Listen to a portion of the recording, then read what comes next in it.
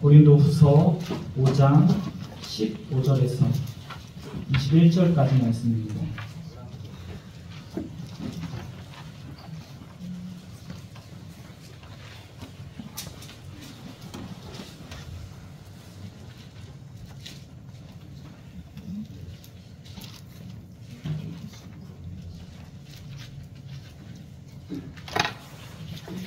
그래서 지도가 잘못 나온 것 같습니다.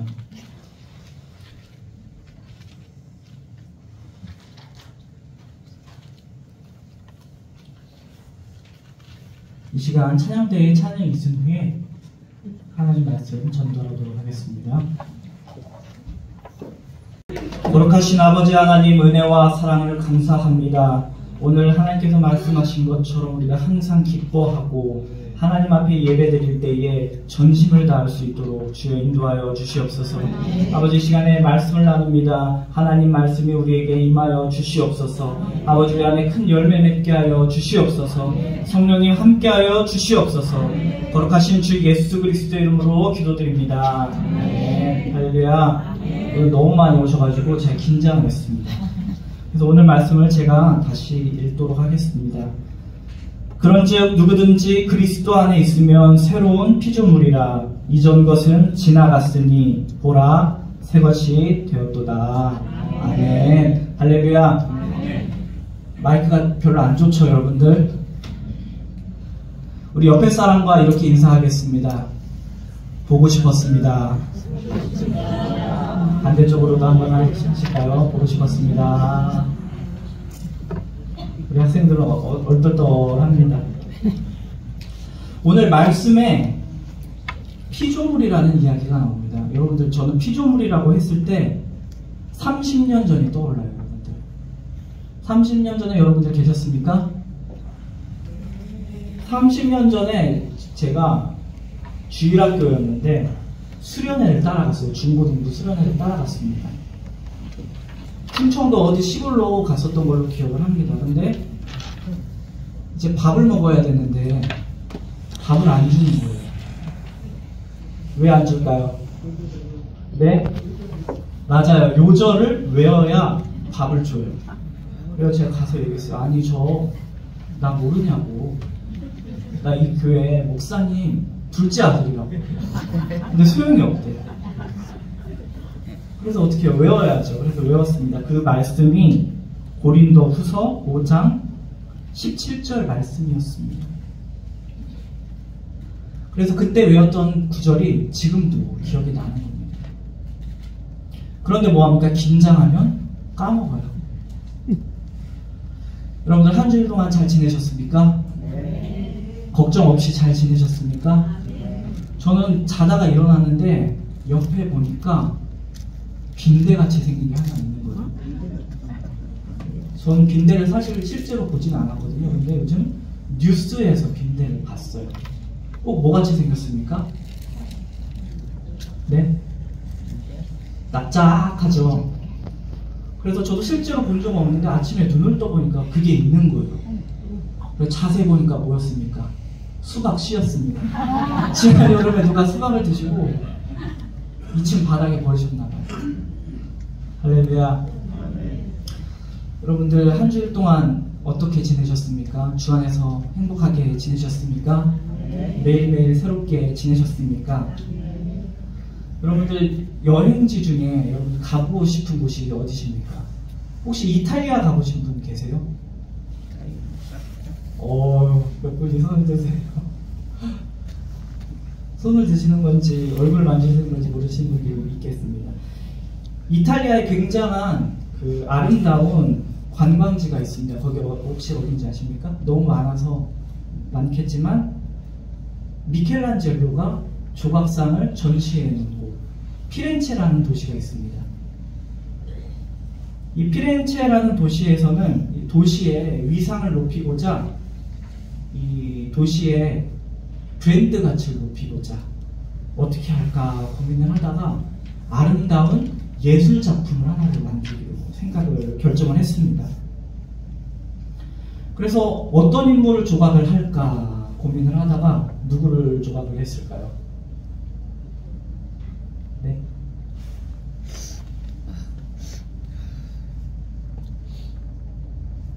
다윗상을 조각을 하기로 했습니다.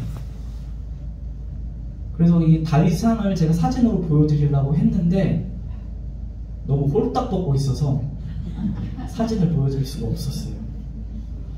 그래서 이것을 만들기 위해서 6m짜리, 무려 6m짜리 거대한 대리석을 가지고 왔습니다. 그래서 1460년도에 60년도쯤에 한 조각가에게 부탁을 했습니다. 그런데 이 조각가는 이것을 저는 조각을 하지 못하겠습니다 라고 거절을 했습니다. 이유는 말을 해주지 않았어요. 그러다가 또 10년 후에 안토니오라는 조각가에게도 이 일을 맡겼습니다. 그런데 이 또한 사람도 나는 못하겠습니다 라고 이야기를 하는 겁니다. 그래서 이유를 물어봤습니다. 도대체 왜 조각을 할 수 없으십니까? 라고 얘기를 물어보니까 두 사람 모두 이제 그제서야 이야기를 하는 겁니다. 이 대리석의 결이 좋지 않아서 나는 할 수 없습니다. 우린 할 수 없습니다.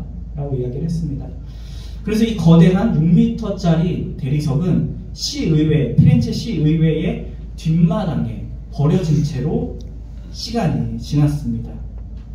약 30-40년간이 지났습니다.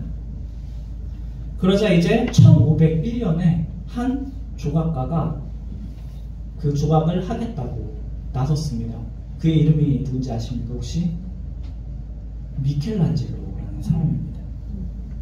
이 미켈란젤로라는 사람이 결이 좋지 않아서 버려졌던 이 대리석 덩어리로 조각을 하기 시작합니다.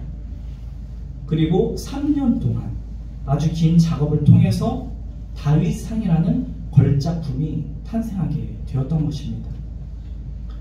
이렇게 여러분들 버림받았던 돌이 미켈란젤로의 손에 의해서 새로운 피조물이 된 것입니다.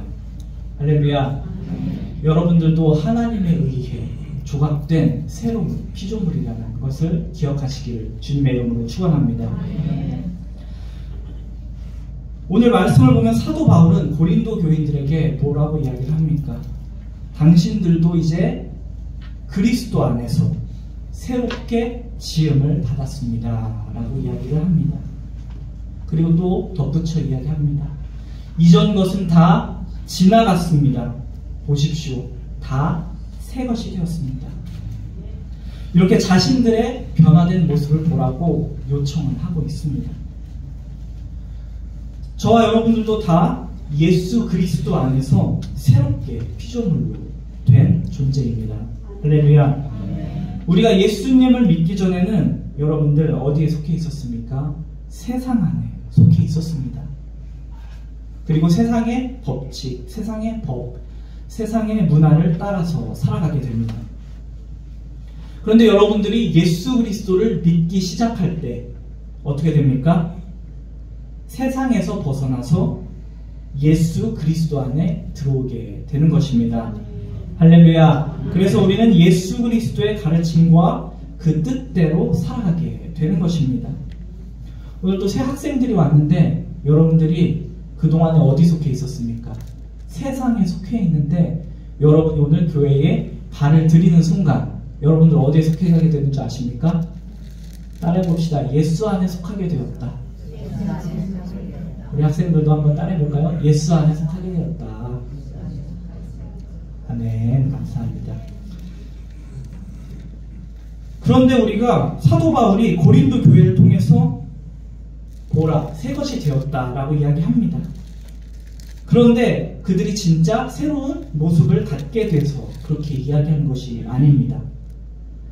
고린도 교인들이 자꾸 새로운 피조물로서 예수 그리스도 안에서 삶을 살아야 하는데 자꾸 이 사람들이 어떻게 됩니까? 예수님을 믿기 전의 모습으로 돌아가는 것입니다.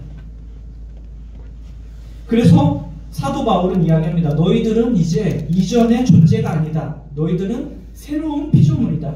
그렇기 때문에 새로운 피조물로 살아라 라고 계속해서 이야기하는 것입니다. 그렇습니다. 우리가 예수 그리스도를 믿는다고 하지만 우리가 예수 그리스도 안에 머무르지 않고 자꾸 어떻습니까? 세상으로 돌아가려고 합니다. 그럴 때 우리는 새로운 피조물로 살아갈 수가 없는 것입니다.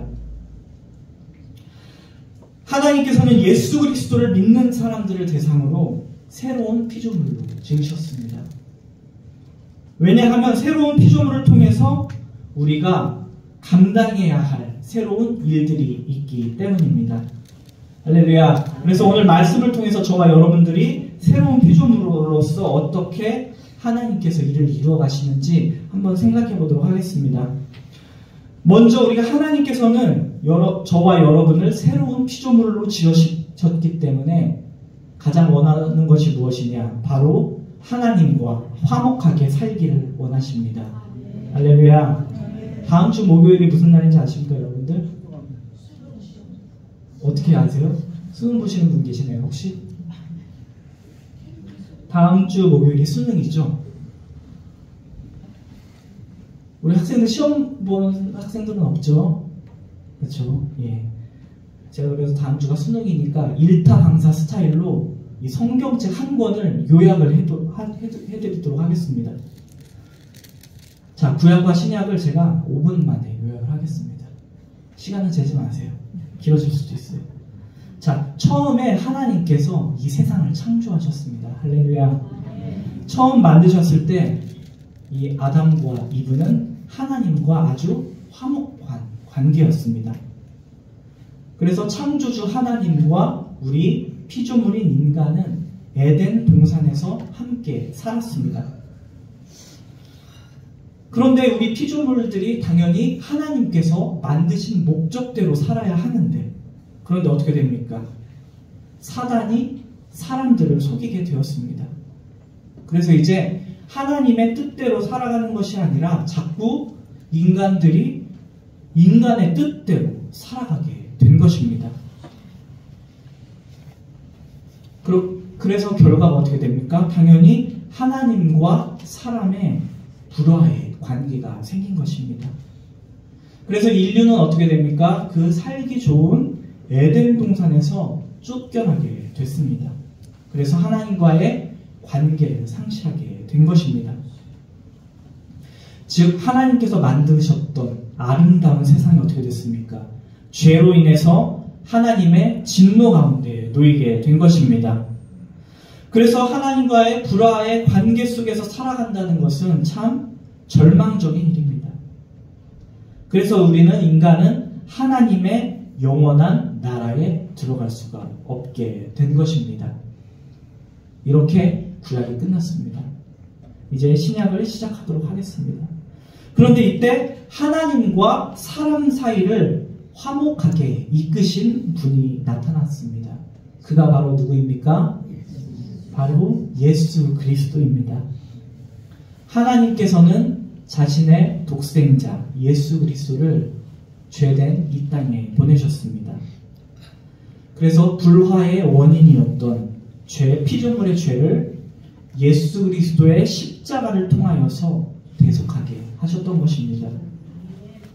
그래서 이제는 우리가 그리스도를 믿을 때에 죄로 인해서 하나님의 진노 가운데 살아가는 것이 아니라 다시 한번 하나님과 화목하게 살아갈 수 있도록 새롭게 지어주신 것입니다. 할렐루야. 이렇게 하나님과 화목하게 된 피조물의 가장 큰 변화는 무엇이냐? 내가 나의 주인이 아니라 나의 주인은 누구이다? 하나님이다 라고 우리의 삶의 목적이 바뀌는 데서부터 시작한다는 것입니다. 15절 말씀을 우리 한번 읽어보도록 하겠습니다. 고린도서 5장 15절 말씀입니다. 여러분의 목소리로 읽어보도록 하겠습니다. 시작.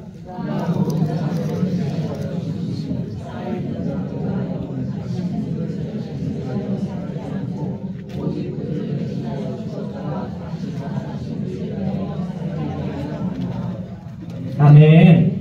예수님께서 사람들을 위해 대신 왜 죽으셨습니까? 사람들을 자신들의 육체를 위해 살지 않고 이제는 오직 그들을 대신하여 죽었다가 다시 살아나시니 곧 우리 예수 그리스도를 위하여 살게 하고자 함이라. 할렐루야. 여러분들 예수 그리스도를 위해 살시기를 주님의 이름으로 축원합니다.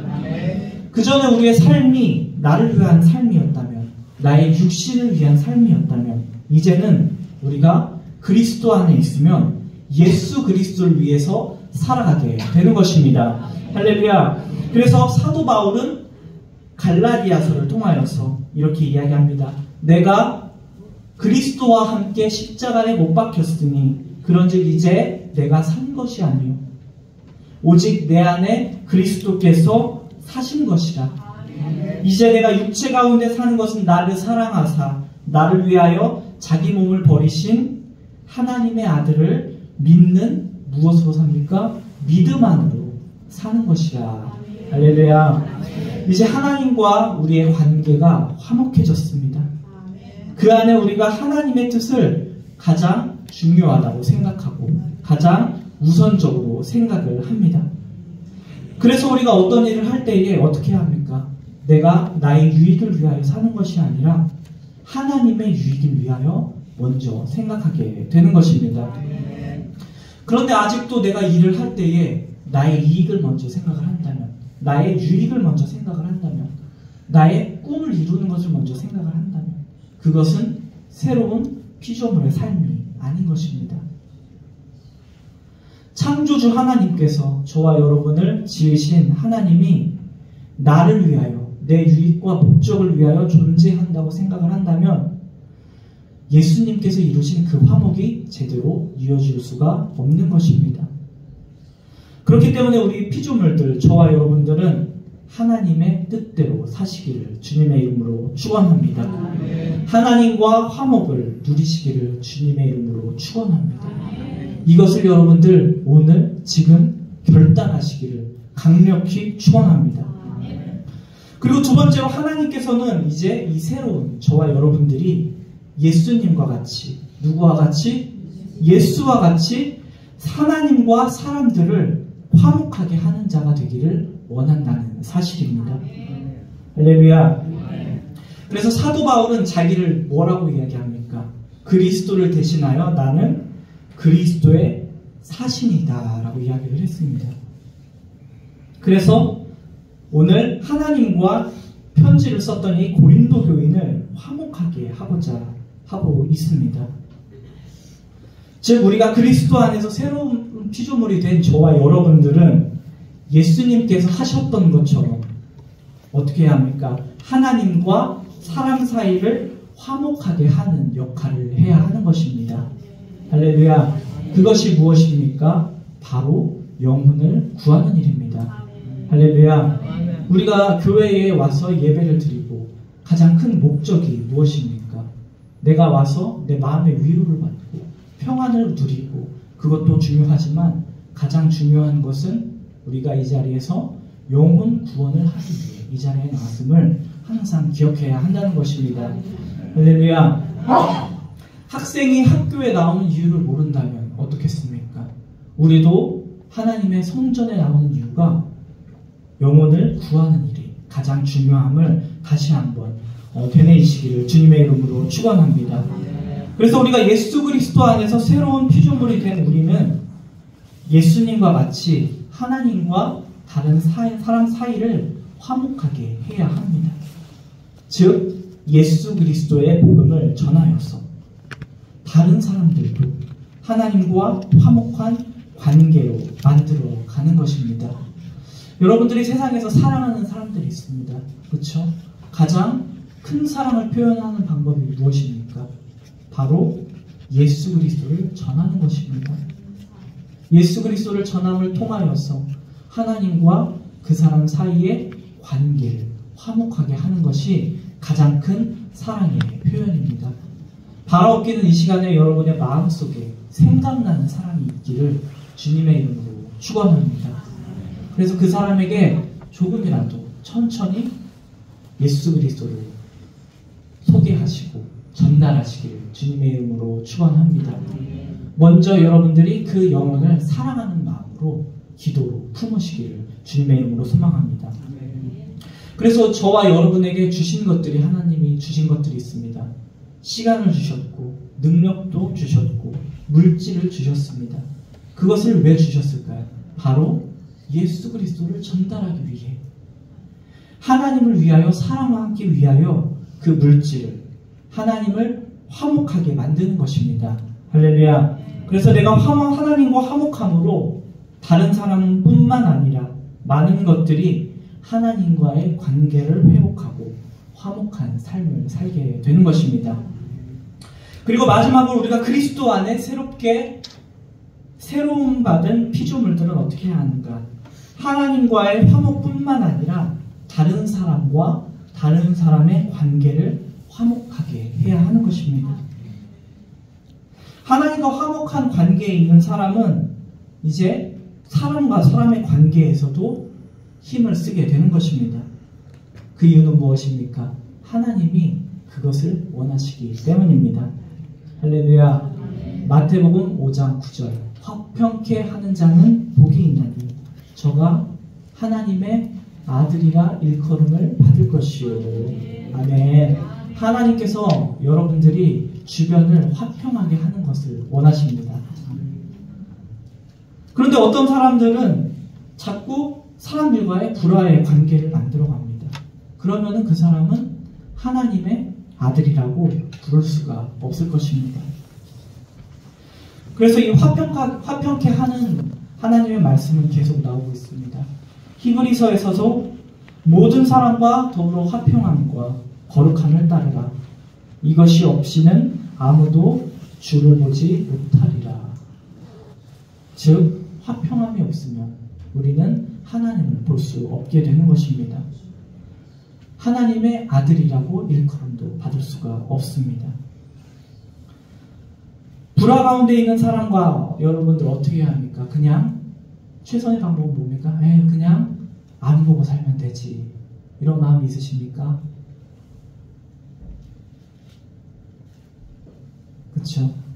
하지만 우리가 그렇게 하면 그 사람만 안 보는 것이 아니라 누구도 못 본다? 주님도 못 본다. 할렐루야.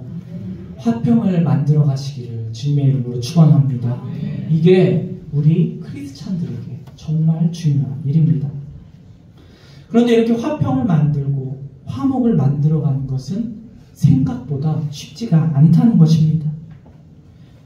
여러분들 싸우는 것은 굉장히 쉬워요. 그렇죠?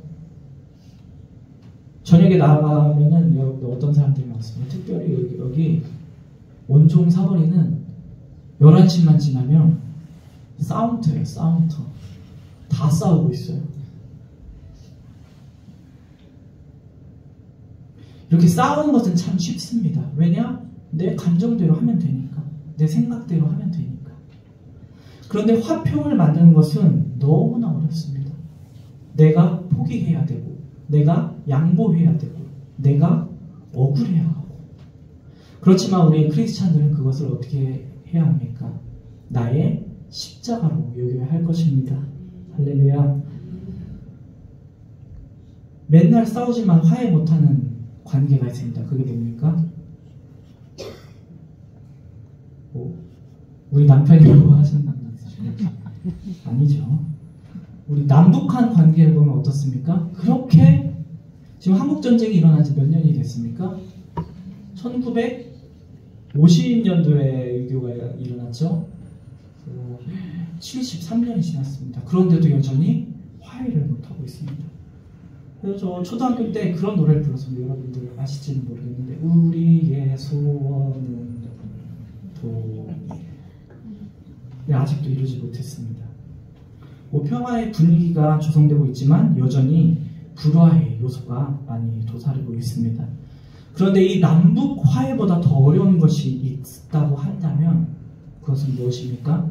하나님과 사람들을 화목케 하는 것이 더욱더 힘이 듭니다. 그런데 그 방법도 결코 쉽지 않았습니다. 예수님께서는 하나님과 사람 사이의 화목을 이루셨습니다. 어떻게 이루셨습니까? 그 방법은 죄가 없으신 예수 그리스도께서 우리 죄인을 위해 십자가에 못 박혀 돌아가시고 그 보혈을 흘려주셔서 우리가 하나님과의 화목을 얻게 된 것입니다. 예수님께서 어떻게 하셨습니까? 피를 쏟고 물을 쏟고 죽으셨습니다. 하지만 이 대부분의 우리의 싸움은 어떻습니까? 나를 죽이지 못해서 일어나는 것입니다. 내가 더 옳다고 주장을 하고 내가 맞다고 고집하기 때문에 자꾸 불화가 생기는 것입니다. 그런데 내가 강하고 내가 똑똑하고 내가 많은 것을 가진 것을 내세우기보다 더 귀한 것은 무엇입니까? 그것은 바로 그리스도의 화평을 만들어가는 것입니다. 할렐루야. 우리가 자신을 내세우면서 불화하는 것이 아니라 다른 사람의 목소리에 귀를 기울이고 화평을 만들어가는 것이 바로 우리 새롭게 지음받은 피조물의 모습입니다. 나를 내세우면서 다른 사람을 억압하며 불화하는 것보다는 나를 낮게 여기고 나의 성격을 죽이고 나를 죽이며 화평을 만들어 나가는 것이 우리 새롭게 지음받은 피조물의 모습이라는 것입니다. 할렐루야. 우리가 새로운 피조물이 되었다는 것은 무엇입니까? 우리가 더 나아졌다는 것이 아닐 수도 있습니다. 우리가 예수 안에 있으므로 더 똑똑해진 것이 아닙니다. 더 물질이 많아지는 것도 아니고 더 권력이 많아져서 증명이 되는 것이 새로운 피조물의 삶이 아닙니다. 오히려 새로운 피조물은 무엇입니까? 그런 것들이 있던지 없던지 간에 우리가 하나님과 그리고 사람들과 화평하며 화목하게 살 때 우리가 진정으로 그리스도 예수 안에서 피조물이 되었음을 드러나게 되는 것입니다. 할렐루야. 우리가 하나님으로부터 새롭게 지음받은 피조물을 하나님은 무엇을 원하십니까? 세상에 보여주기를 원하십니다. 할렐루야. 간절히 원하기는 불화와 다툼이 많은 이 땅에서 하나님께서 화목하라고 새로운 피조물을 만들어 주셨으니 우리 저와 여러분이 바울과 같이 예수 그리스도의 사신이 되어서 하나님과 사람들을 화목하게 하는 이 직분을 잘 감당하시기를 주님의 이름으로 축원합니다. 기도하시겠습니다. 사랑의 하나님, 은혜와 사랑을 감사드립니다. 아버지, 그리스도 예수 안에서 우리는 새로운 피조물로 지음받았습니다. 아버지, 이전 것은 지나갔으니 아버지, 우리가 새로운 것을 통하여서 세상과 화평하고 하나님과 화평하는 그리스도의 사신된 직분들을 잘 감당할 수 있도록 주여 인도하여 주시옵소서. 그래서 우리가 하나님께 기쁨을 주는 원종의 성도들이 되어서 날마다 성령 충만한 삶을 통하여서 세상과 교회의 기쁨이 될 수 있도록 주여 우리와 동행하여 주시옵소서. 이 모든 말씀 감사드리며 주 예수 그리스도의 이름으로 기도드립니다. 아멘.